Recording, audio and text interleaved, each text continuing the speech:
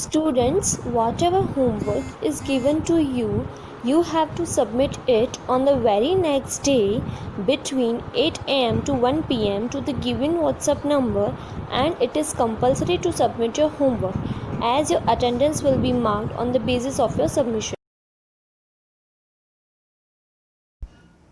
Good morning, students. Today we are going to start our new topic, Newton third law of motion. In a previous lecture we were learned about the Newton first law, Newton second law, and today we are going to learn about the Newton third law of motion. Newton third law of motion states what? It states that when one object exerts a force on another object, the second object exerts a force back on the first. What does it means? Or in a simple term, every action has equal and opposite reaction. अब ये जो है ये Newton का first law है, sorry third law है. Newton के third law के अकॉर्डिंगली अगर कोई भी एक object, when one object exert a force on another object, if one object exert a force on another object, कोई भी एक ऑब्जेक्ट जो है अगर वो फोर्स अप्लाई कर रहा है, एक्सर्ट कर रहा है सेकेंड ऑब्जेक्ट के ऊपर, immediately the second object exert a force back on the first, और उसी टाइम सेकेंड ऑब्जेक्ट जो है वो भी फर्स्ट के ऊपर फोर्स अप्लाई करेगा.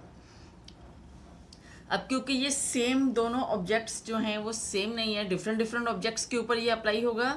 These two forces are always equal in magnitude.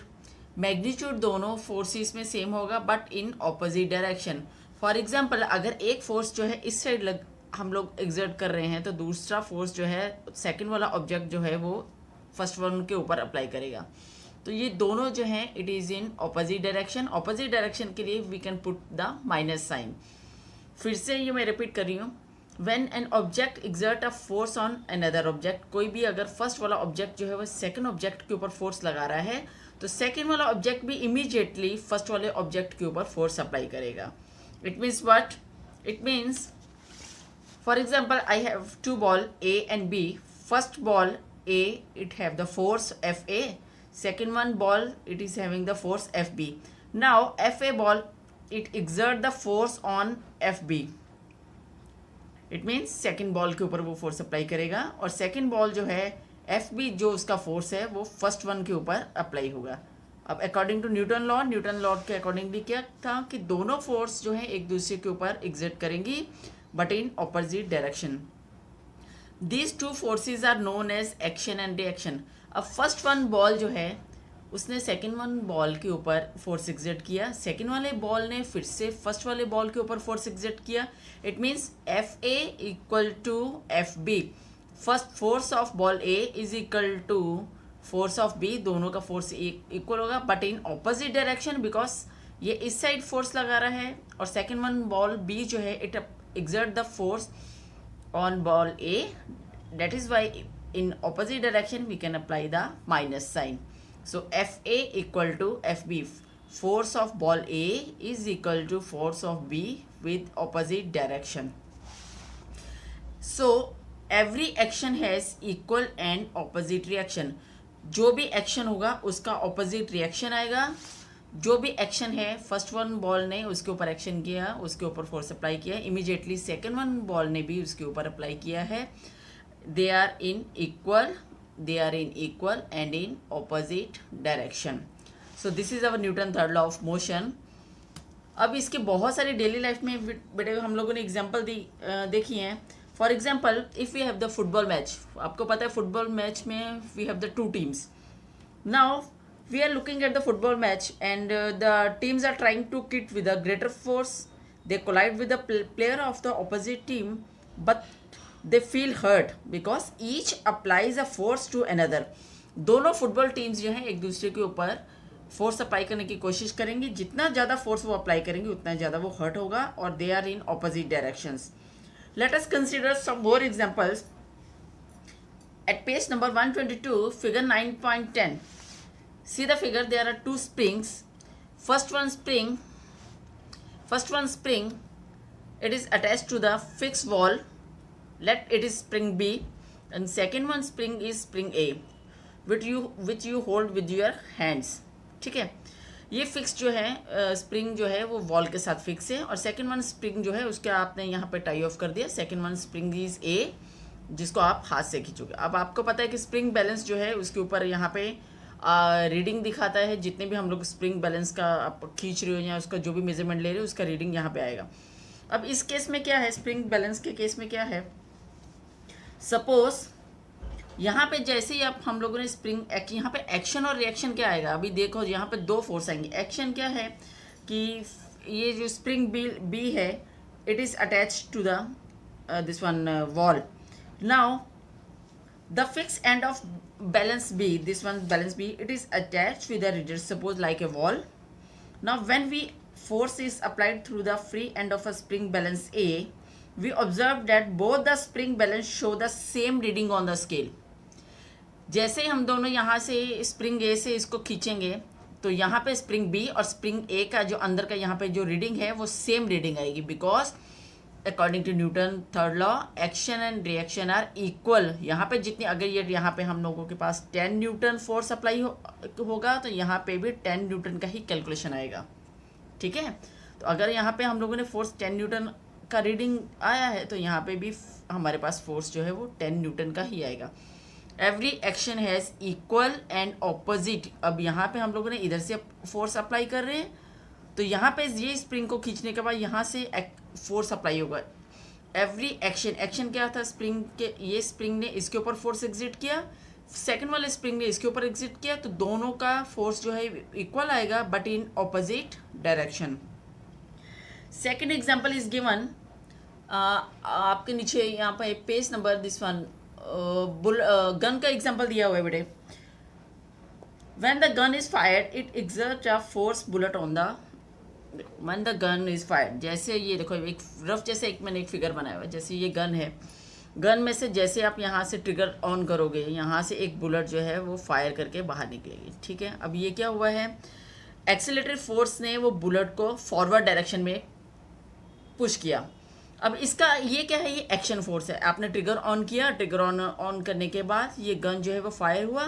Gun fire होने के बाद बुलेट जो है it comes in a action force with forward direction, और उसका रिएक्शन क्या आएगा, जैसे बुलेट जो है उसके ऊपर, बुलेट भी उसके ऊपर गन के ऊपर फोर्स एग्जिट करेगी और we can experience the recoil of gun. हमें एकदम से थोड़ा सा जर्क लगेगा, झटका लगेगा।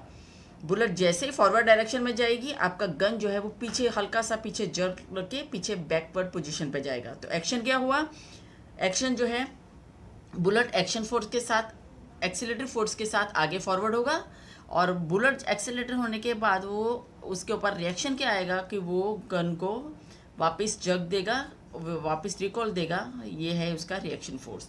बहुत सारे एग्जांपल हैं डेली लाइफ में। Birds fly in the air, birds जो हैं वो फ्लाई करते हैं, आपने देखा ही होगा। अब उस केस में एक्शन और रिएक्शन फोर्सेस क्या आ रहे हैं कि their wings, the wings of the bird as they fly in the air, birds fly in the air, the wings exert force in a downward direction।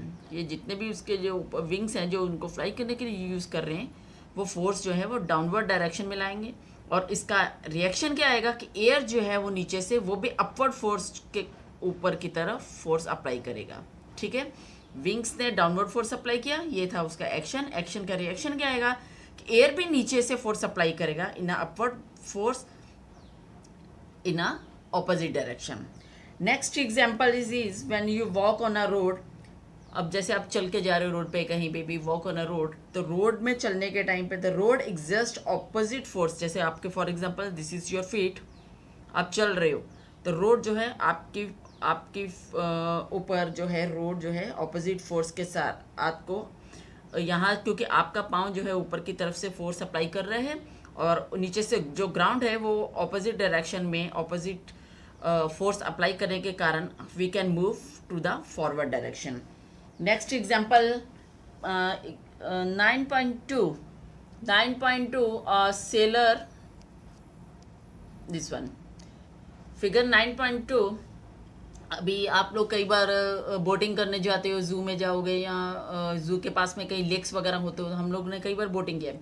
आप लोगों ने वहाँ पे कई बार ऑब्जर्व किया होगा कि जैसे हम लोग बोट से आफ्टर बोटिंग, जैसे आप बोट से बाहर आते हो ग्राउंड लेवल पे, इमिडिएटली जैसे आप जंप करते हो ग्राउंड लेवल पे आने के लिए, तो बोट जो है वो थोड़ा सा पीछे की तरफ मूवमेंट करती है, ठीक है। आपने एक्शन क्या किया, आपने एक्शन ले रहे हो कि आप फुट के साथ आपका एक्शन आ रहा है कि आपने जंप किया इन अ फॉरवर्ड डायरेक्शन, और उसका रिएक्शन क्या आएगा, उसका रिएक्शन आएगा कि बोट जो है वो it moves towards the backward direction. So यहाँ पे भी हमारे पास दो फोर्सेस हैं, एक्शन है हमारा कि हम लोगों ने फुट के साथ फॉरवर्ड किया हमारे, और इमीडिएटली उसका रिएक्शन क्या आएगा, उसका रिएक्शन आएगा the boat moves in a backward direction. There are so many examples of Newton third law of motion in our daily life. Next one more example is there. बच्चों को तो आप लोगों ने देखा हो कि वो बच्चे जो है बॉल लेके ऐसे बाउंस करके खेलते रहते हैं, छोटा सा बॉल लेंगे उसको बाउंस करते रहते हैं। अब वो बॉल जैसे लिए ऐसे आपने बाउंस कर रहे हो, नीचे जाए ग्राउंड को टच करता है, फिर बॉल ऊपर आता है, फिर ऊपर टच करता है, फिर ऐसे बाउंस करता है, आप हाथ के साथ ऐसे उसको प्रेस करते जा रहे हो और वो ऐसे बॉल जो है ऐसे जंप करता जाएगा। इमिडिएटली वो रिएक्शन क्या है, वो बॉल जो है आप जैसे उसको प्लेइंग विद द बॉल कर रहे हो, तो बॉल जो है it exerts the force on a earth and earth also exert the force on a ball. So by this process action और रिएक्शन दोनों हो रहे हैं, आप ऊपर से फोर्स अप्लाई कर रहे हो, नीचे की तरफ जा रहा है बॉल जो है, और ग्राउंड जो है वो नीचे से फोर्स लगा रहा है, वो बॉल को ऊपर लेकर आ रहा है। That is why the balls back bounce back, ball जो है एकदम से बाउंस होके फिर आपके ऊपर की तरफ आएगा। सो बेटे ये तो थी Newton third law of motion. Newton third law of motion हम लोग कई जगह पे आप अप्लाई करते हो। आपने वो दिस वन जिम में भी देखा होगा, या आप कई बार देखते हो कि उसमें आप एक्सरसाइज करते हैं, वो जो रेलिंग रोल वाला है उसमें आप देखा होगा कि उसके स्टेप्स जो है फॉरवर्ड के बैकवर्ड की तरफ जाते हैं और आपके फीट जो आगे की तरफ आप एक्सरसाइज करते हो। So Newton third law of motion it means force of object जो बी जो है this one is the force F1 is the first object, second one is the second object, first object. So force applied by the first object towards the force applied towards the B, और immediately ये जो है अगर ये इसके ऊपर force apply कर रहा है तो देन ये भी इमीडिएटली इसके ऊपर फोर्स अप्लाई करेगा, दोनों फोर्सेस इक्वल होंगी but in opposite direction. This is the Newton third law of motion. एक सिंपल एग्जाम्पल अब देखो यहाँ पे, इसको शॉर्ट टर्म में यहीं पे अभी समझाया कि एवरी एक्शन, कोई भी जो एक्शन होगा उसका एक रिएक्शन जरूर आएगा, और वो रिएक्शन जो है it is equal in magnitude but in opposite direction. यही एग्जाम्पल को अगर अब मैं चलो आपके डेली लाइफ में आपके घर के लिए बताती हूँ, अगर आप कहना नहीं मानते हो, ठीक है, तो आपके पेरेंट्स जो आपको पनिश करते हैं, कभी कभी आप बहुत ज़्यादा उनका मिसबिहेव करोगे या कुछ भी, तो दे कैन स्लैप यू, थप्पड़ लगाते हैं, जितना जोर से वो आपको थप्पड़ लगाएंगे आपको उतना हर्ट होगा। तो एक्शन क्या हुआ, आपके पेरेंट्स ने आपको स्लैप किया, उसका reaction you can feel more hurt. जितना ज़्यादा एक्शन आएगा उतना ही उसका रिएक्शन आएगा। जितने जोर से आप फुटबॉल को किक करोगे उतना ही वो दूर तक जाएगा और उतना ही आपके पाँव को हिट लगेगा। दोनों साइड से एक्शन एंड रिएक्शन दोनों फोर्सेस एक साथ अप्लाई हो रही है। So this is our Newton third law of motion. Newton third law of motion के बाद बेटे नेक्स्ट हमारा टॉपिक आ रहा है conservation of momentum. Conservation of momentum, momentum का टर्म्स हम लोगों ने पहले भी डिस्कस करा था। Momentum means what, it is the mass product of mass into velocity. चलो इसको हम लोग नेक्स्ट लेक्चर में ले रहे हैं क्योंकि इसका डेरिवेशन है और डेरिवेशन जो है हम लोगों को थोड़ा इसमें टाइम जाएगा। तो यहाँ पे आपको अभी क्या करना है कि Newton first law, Newton second law, Newton third law, Newton second law का डेरिवेशन, न्यूटन थर्ड लॉ इसका definition along with examples, Newton first law along with examples, what are force, what are the type of force, balance force, unbalanced force, what is inertia, you have to write in a notebook and learn। यहाँ पे अपना topic आज finish कर रहे हैं। Next topic जो है हम लोग कंटिन्यू करेंगे law of conservation of momentum in a next lecture. Till then good bye.